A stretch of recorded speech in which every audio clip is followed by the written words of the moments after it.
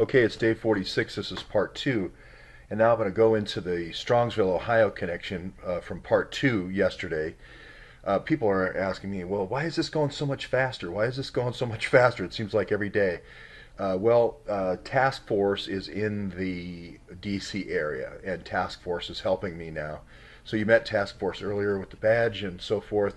I just wanted to let you know that Task Force is helping me, an inside professional who's dealt a lot in the law enforcement community.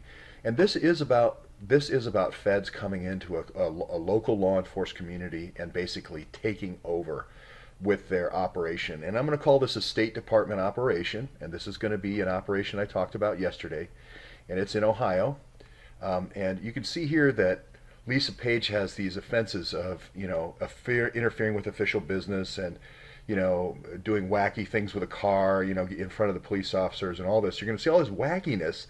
Why is Lisa Page doing all this wackiness out in Strongsville? I'll play a little bit of it. Hey, there's this weird European center there that got raided by the FBI. So for 10 years, we have a color of law operation. Color of law operation, 10 years. Adoption agency. And if you read down a little bit farther, it's got all these kids from all these different countries from the mostly Ukraine. The State Department. Now that wouldn't be particularly significant. I'll read a little bit farther into this. State Department, State that Department, wouldn't be State particularly Department. significant if it wasn't for the fact the State Department says these European adoption consultants, EAC, European adoption consultants, were from Bulgaria, blah, blah, blah, all these different countries. And then Ukraine. Ukraine.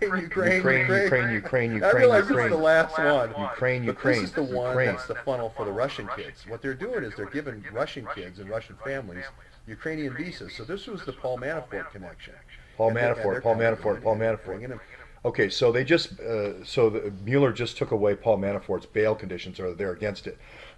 Somehow they think I'm communicating with Paul Manafort, maybe. I don't know. Wrong. Andy's had a year to figure it out. Wrong, Bob Mueller. No, what's happening is let me just explain Strongsville, first of all. Trump raided Strongsville. He met with Putin, his people met with Putin. They found out about this kind of this is the Russian baby thing. This isn't baby snatching. Okay, well, maybe it is baby snatching. But they raided it, and the thing started in December, and then they raided it finally, I think, in February. Okay, and what is so beautiful about how this operation is run is you have these really great, incredible parents through these religious organizations trying to adopt these Russian kids, and it takes forever, and the kids, are older, and it just seems like, oh my gosh, these kids are never going to get adopted. They're 7, 8 years old, and it's these kind of folks here that are just the salt of the earth of Ohio. These are my parents. How he was being treated. 50 years ago. We had already met him and spent time with him. So that's tough. The kink was resolved.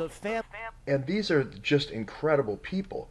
They make how the State Department runs this deal is you have a few people that are media fronting this operation, which they are the most sincere people in the world, and then you have the Saipov babies coming in like there's no tomorrow. Every time a Saipov trucker is going for another thing of uranium, taking another thing of uranium out, he's bringing a kid back, and you only need about 23 visas to reuse over and over again.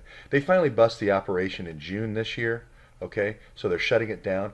But again, the greed, they just want to keep this thing going. It's amazing, actually. And the fact that Jeff Sessions hasn't figured it out is quite amazing. And I wonder if there's any uranium dealings in Mobile down there at the Naval Center. But we'll get to that later.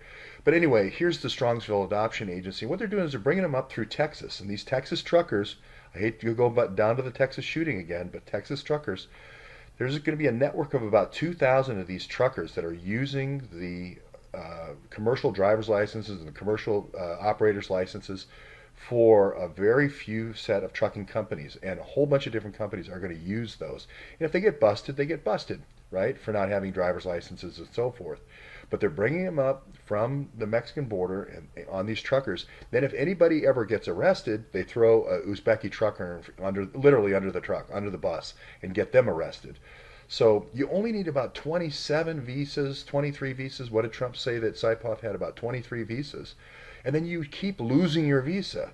We keep printing new visas in Kingston, right? And just keep losing visas, printing visas, losing visas, printing visas. After a while, we got about 500 visas. These are the visas that are going to be in the indictments, in the sealed indictments. Now I'm daring Mueller. I'm daring Mueller right now to unseal those indictments because I know most of them are going to be because of these duplicate visas, the people using the duplicate visas. All you have to do is go to the TSA. And what's funny is Kirsten Nielsen, the new DHS, she's from TSA. She knows how to do this match very quickly and see that these visas have been used by different people. This is why the conspiracies collapse so quickly. So anyway, the history of abuse goes back a long way with this center, this European Adoption Consultants, this EAC. I've had people way back when, I mean, I want to say 100, day 150, go shoot video at this place after I was there the first time. And it's pretty much shut down now after the raid.